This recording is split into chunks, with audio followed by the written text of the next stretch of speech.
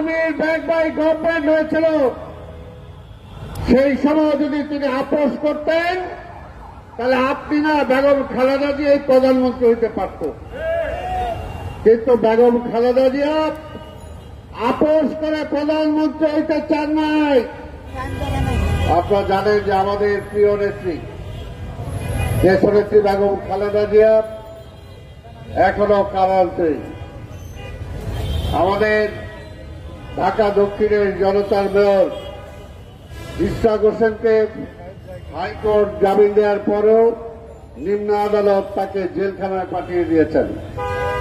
আমাদের জহিরুদ্দিন তুহিন স্বেচ্ছাসেবক দলের মহানগরের দক্ষিণের সভাপতি, তাকেও জেলখানায় পাঠানো হয়েছে। আরো অনেক নেতা, কতজনের নাম বলবো, প্রতিদিন আমরা বলছি। তবে এই সমস্ত জেল জুলুমে বিএনপির নেতা কর্মীরা ভয় পায় না, সবাই এখন অভ্যস্ত হয়ে গেছে আমরা। কিন্তু আমি শুধু এটাই বলতে চাই, শেখ হাসিনা, ওবায়দুল কাদের দেশনেত্রী বেগম খালেদা জিয়ার সাথে তুলনা করেন। বেগম খালেদা জিয়ার সাথে কারো তুলনা হয় না। বেগম খালেদা জিয়ার সাথে কারো তুলনা হয় না। এটা কথা দিয়ে না, কর্ম দিয়ে। দেশনেত্রী বেগম খালেদা জিয়া দেশের প্রয়োজনে, গণতন্ত্র ফিরিয়ে আনার প্রয়োজনে কারোর সাথে আপোষ করে নাই। আপনি এর সাথে সাথে আপোষ করে নির্বাচনে গিয়েছিলেন। এসব ক্ষমতা I am not unhappy।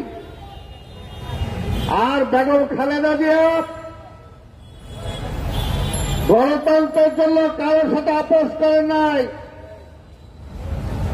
1/11 জবাব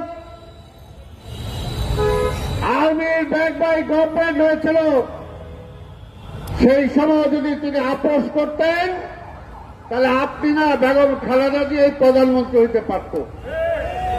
কিন্তু বেগম খালেদা জিয়া আপোষ করে প্রধানমন্ত্রী হইতে চান নাই, এখনো চান না। আর পাশাপাশি আপোষহীন নেত্রী বেগম খালেদা জিয়া কিন্তু দেশের প্রয়োজনে, গণতন্ত্রের প্রয়োজনে তিনি কিন্তু আপোষ করেছিলেন। কোথায় আপোষ করেছিলেন?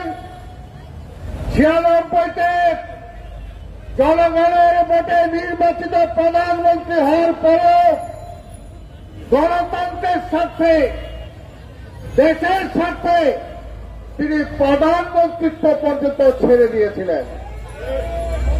তার সাথে তুলনা করেন। তুলনা যদি করতে চান, আজকে ঘোষণা দেন, আজকে তো আছেন অন্য জায়গায়, আগামীকাল আইসাই ঘোষণা দেন যে আপনি রিজাইন করবেন, বেগম খালেদা জিয়ারে ছাড়েন, আলাপ আলোচনা করে তারপরে দেখেন দেশের অর্ধেক সমস্যার সমাধান হয়ে যাবে আপনি পদত্যাগ করার সাথে সাথে। তারপরে তত্ত্বাবধায়ক সরকার আসলে নির্বাচন হবে। আপনি তো সিন্ডিকেট করে ক্ষমতায় আসছেন, কাজে ব্যবসায়ীদের সিন্ডিকেটও ভাঙতে পারেন না। চোর, লুটেরা, বাটপার, প্রশাসনের সিন্ডিকেট যারা, তাদেরকেও ধরতে পারেন না। তাই আপনি বিদায় নিলে তত্ত্বাবধায়ক সরকার আসলে নির্বাচিত সরকার সকল লুটেরাদেরকে গ্রেফতার করবে। আপনি পারবেন না, আপনি পারবেন না। কারণ আপনি তো তাদের, আপনি বলেন এক কথা, করেন আরেক কথা। আপনি সিন্ডিকেট খুঁজে পান না, সিন্ডিকেট খুঁজে পান না। লুটেরাদের অবস্থা আজকে সারা দেশ আজকে লুইটা পিটা খাইতেছেন। বাংলাদেশ ব্যাংকে সাংবাদিকদের যেতে দেন না। আমি আজকে সাংবাদিকদের মাধ্যমে প্রশ্ন রাখতে চাই, আপনাদের একদিক দিয়ে ধন্যবাদ দেই যে সেদিন বাংলাদেশ ব্যাংকের গভর্নরের বক্তব্য আপনারা শুনতে চান নাই, কিন্তু আমি আপনাদেরকে প্রশ্ন করতে চাই, বাংলাদেশের ব্যাংকের গভর্নর কি সরকারের চেয়ে বেশি শক্তিশালী? কাজেই এইখানে হাসিনা যে নির্দেশ দেয় সেই নির্দেশ অনুযায়ী করে। সহমত বন্ধুরা, আমি আরেকটা অজিরও বলেছি, আজকে আবার বলতে চাই। অর্থমন্ত্রী বলছে 6 মাসের মধ্যে তিনি কি করবেন? মূল্যস্ফীতি কমায় আনবেন। জনগণের চাহিদা অনুযায়ী জিনিসপত্র জনগণ পাবে। আজকে আপনাদের মাধ্যমে প্রশ্ন করতে চাই, দল তো বলে আগামীকালকেই ছাড়েন। আমি বললাম 6 মাসের মধ্যে যদি না পারেন তাহলে শেখ হাসিনাকে পদত্যাগ করতে হবে। আজকে এখানে যুবক ভাইরা আছেন, সাবেক ছাত্র নেতারা, বেকারদের কর্মসংস্থানের কোন নির্দেশনা কি এই বাজেটে আছে? নাই। নতুন ইন্ডাস্ট্রি হওয়ার কোন সুযোগও নাই, কারণ ব্যাংকের টাকা সব সরকারি লয়ে যায়, আর নতুন ব্যবসায়ীরা থেকে সেই টাকা পাবে। তাই ভাইয়ের আমার, আজকে এইখানে যে সাবেক ছাত্র নেতাদের বলবো, আজকে দেশের যুবক যারা পাস করে বের হচ্ছে, এই দেশের চাকরি নাই, এই দেশে তাদের থাকার নিশ্চয়তা নাই, আজকে মেধা পাচার হয়ে যাচ্ছে বিদেশে। শিক্ষিত বেকার যুবকরা আজকে বিদেশে চলে যাচ্ছে। আমাদের ভবিষ্যতের কি অবস্থা হবে? তাই ভাইরা আমার, আমি আরেকটা কথা বলতে চাই, এখনো যারা শেখ হাসিনার সাথে আওয়ামী জোটে আছেন তাদেরকে বলতে চাই,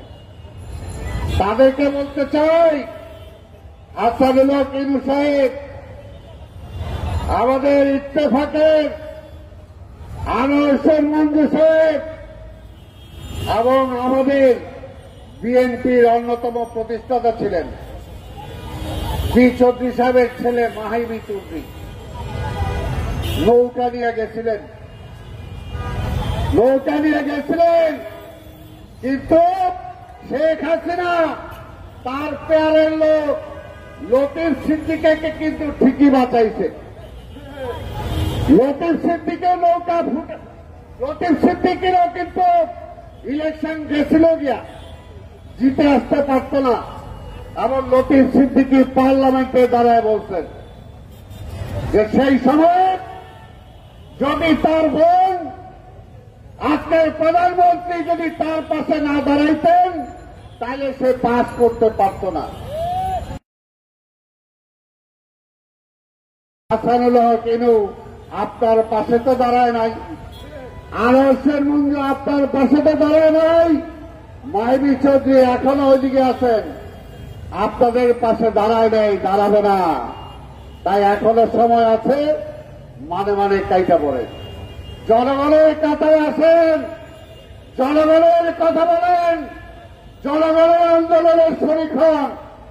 এই দেশে আবার গণতন্ত্র ফিরিয়ে আনার জন্য আমাদের নেতা দেশনায়ক তারেক রহমানের নেতৃত্বে আজকে যে আন্দোলন শুরু হয়েছে, আসুন এই আন্দোলন দল মত নির্বিশেষে সবাই ঐক্যবদ্ধ হয়ে আমরা বেগম খালেদা জিয়াকে মুক্ত করি, গণতন্ত্রকে ফিরে আনি, মানুষের ভোটের অধিকার ফিরে আনি, তাহলে এই দেশের সমস্যার সমাধান হবে।